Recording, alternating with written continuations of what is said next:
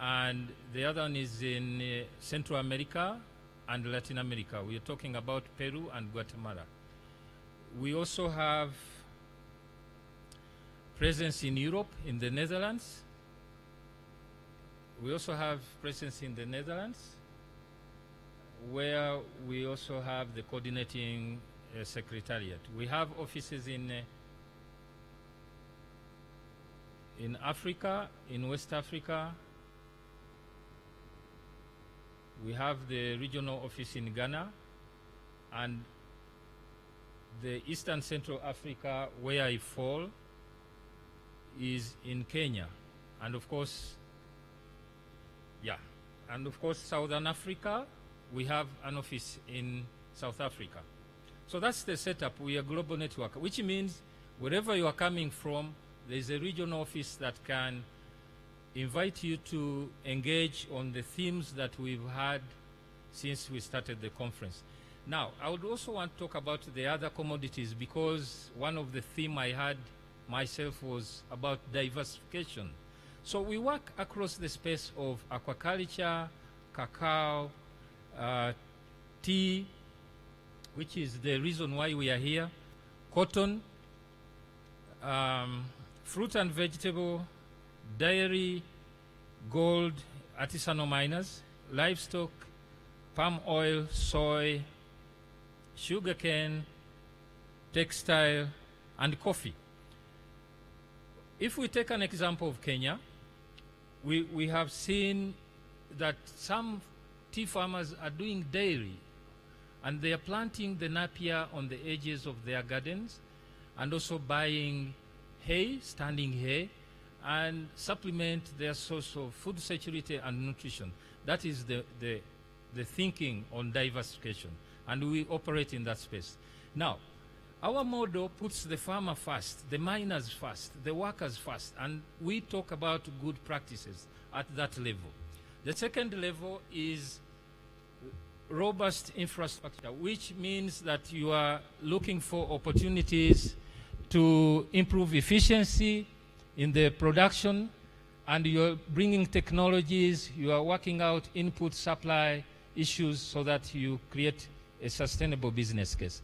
The other space we operate in is the landscapes, and for us it is two approaches. One is the process, where we bring other actors to co-create, and the other one is the physical landscape, where we can operate on issues. The other one is country, and on this is policy for improvement of the subsector or sector and trade business environment. For Uganda, we are working closely with the government to see that we have a policy regulatory framework which is conducive for business. And then markets, and that is something that I also learned. We need another theme for the millennials, because we are talking about different scales. So we need to work on that together. Now, this presentation is in two parts. One is by me, and the last part will be Ranjan, my colleague from the regional office in India. So this is the potential. Every presenter talked about the potential for Uganda. It is embedded in the policy frameworks, but also the fact that if you're talking about agricultural commodities, it is a priority crop, because it is an export commodity that has potential for Uganda. Then we also talked about the acreages, in the sense that we can expand exponentially by looking at bringing more land under tea, but also doing more of the specialities and go beyond the 22% that we actually are talking about currently. So why is tea very important for smallholders? Because it's no longer possible to do large plantations. We need to look at the component of smallholders, and we should learn from Kenya, KTDA, and we can also learn from Sri Lanka. That is where the energy should be. And why? Of course, it is a priority crop. It can help fight poverty, because when you set up the gardens, you can harvest every 7 to 10 days, depending on the agroecological zone and also the kind of weather conditions and the like.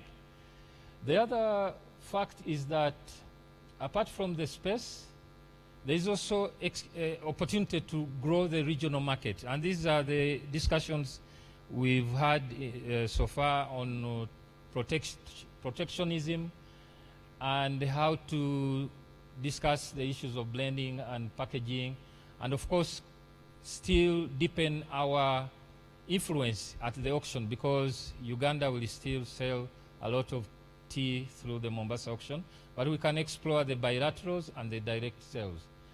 The other fact is that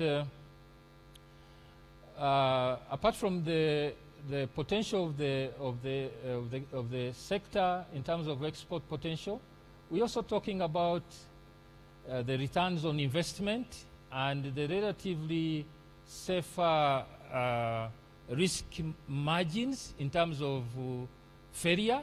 So the tea sector has safer margins to invest, but also the opportunity to attract the youth to agriculture. Now, there's been expansion, and I think that's something that we need to look at. In terms of countries like Kenya, it is recorded that there has been a considerable expansion drive, apart from the other aspect of specialty tea. And despite the climate or weather conditions for season A this year, they still have records of having done that kind of hectarage. And that is the same in India and also Vietnam. Now, the model we would want to propose for Uganda is to learn from Kenya and of course Sri Lanka. There could be some challenges there, but that's the opportunity for Uganda as a country. And then we're also talking about Ethical Tea Partnership, talked about access to funds, and we also have an impact investment portfolio in Solidaridad, but we should also look at institutional financial sources for deepening the investment and also ensure that there's enough processing capacity and also improving the management. The other aspect is, of course, we can phase from Uganda, everyone will talk about the potential of 200,000 hectares. The reality is there's a lot of work going on. Operation Wealth Creation is giving seedlings, and also the factories are also investing in that space. So I think the area is no longer 200,000 hectares.